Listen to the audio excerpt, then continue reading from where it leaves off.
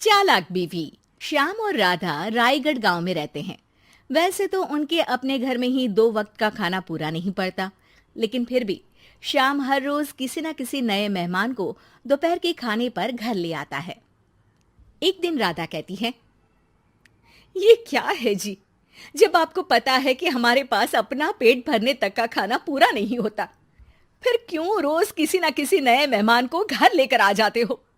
ऐसे तो जिंदगी जीना मुश्किल हो जाएगा। मेहमानों को खिलाना पुण्य का काम होता है, इससे भगवान खुश होते हैं। तुम क्यों उसके बीच में आकर पाप की भागीदारी बन रही हो? दोबारा मेरे सामने ऐसी बात मत करना, समझी? इसी तरह राधा बहुत बार श्याम को समझाने की कोशिश करती है, पर वो हर बार एक ही बात बोलकर उसे चुप करा देता है। इन्हें समझाना तो बेकार है।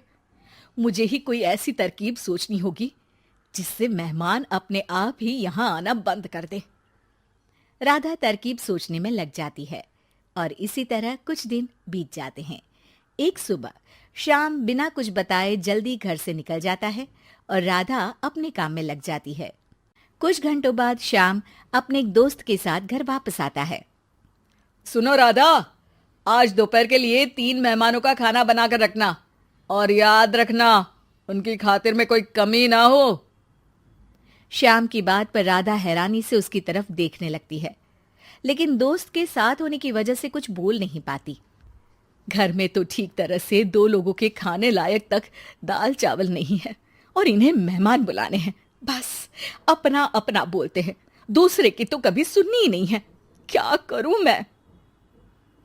राधा क्या करूं क्या नहीं की उलझन में फंसी ही होती है कि उसके दिमाग में एक तरकीब आती है, जिस पर वो श्याम और उसके दोस्त के घर से बाहर जाते ही रसोई में से सिलबट्टा निकाल कर लाती है। अब मुझे मेरे ये साथी ही इस मुश्किल से बाहर निकालेंगे। राधा सिलबट्टे पर रोली, चावल और हल्दी डालकर उसे मेहमानों के बैठने की जगह पर ले जाकर रख देती है। कुछ ही देर में वो तीनों मेहमान भी घर पहुंच जाते हैं। आइए जी, पधारिए, हमें आपका ही इंतजार था। जी शुक्रिया। श्याम भाई कहाँ हैं? वो ना बस आते ही होंगे, तब तक आप बैठिए ना। जैसे ही वो तीनों अपनी जगह पर बैठते हैं तो सामने पूजा किए सिलबट्टे को रखा देख असमंजस में पड़ जाते हैं।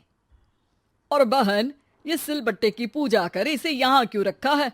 क्या ये आपके यहाँ का कोई रिवाज है? अरे नहीं नहीं, वो तो मेरे पति की मन्नत है, इसलिए पूजा की है। हैं? सिलबट्टे पर कैसी मन्नत? मेरे पति ने मन्नत ली है कि वो अपने मेहमानों को खाना परोसने से पहले इस सिलबट्टे से 3 बार उनके सिर पर मारेंगे।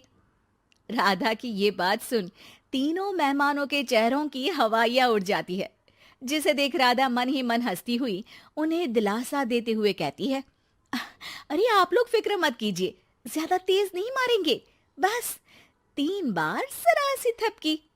और ये सुनते ही तीनों मेहमान डर से कांपते हुए तुरंत अपनी जगह से उठ खड़े होते हैं। अरे अरे, आप सब उठ क्यों गए? मेरे पति बस आते ही होंगे, फिर सब साथ में खाना खाइएगा। अरे जी नहीं, हमें कुछ नहीं खाना।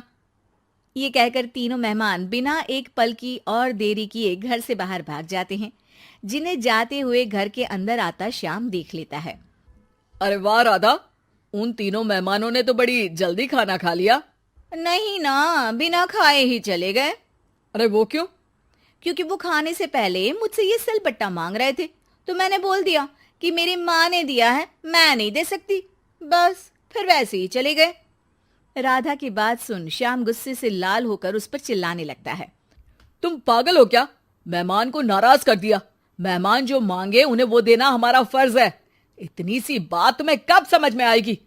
मैं अभी उन्हें ये सिलबट्टा देकर वापस घर में ले आता हूं, तुम खाना तैयार रखना।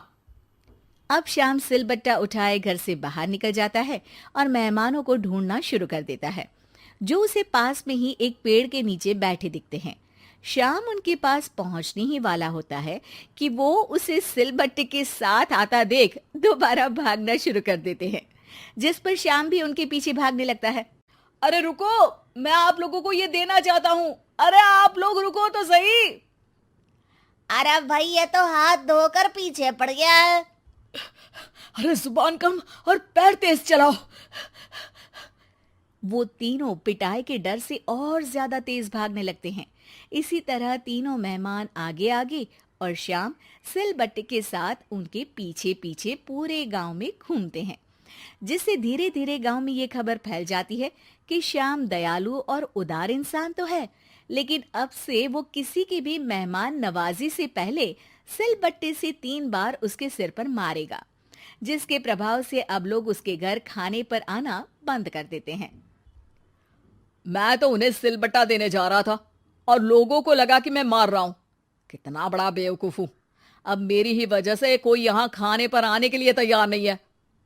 इस तरह राधा अपनी होशियारी और सिलबट्टे की मदद से श्याम के मेहमानों वाली आदत से छुटकारा भी पा लेती है और घर की शांति भी भंग नहीं होती।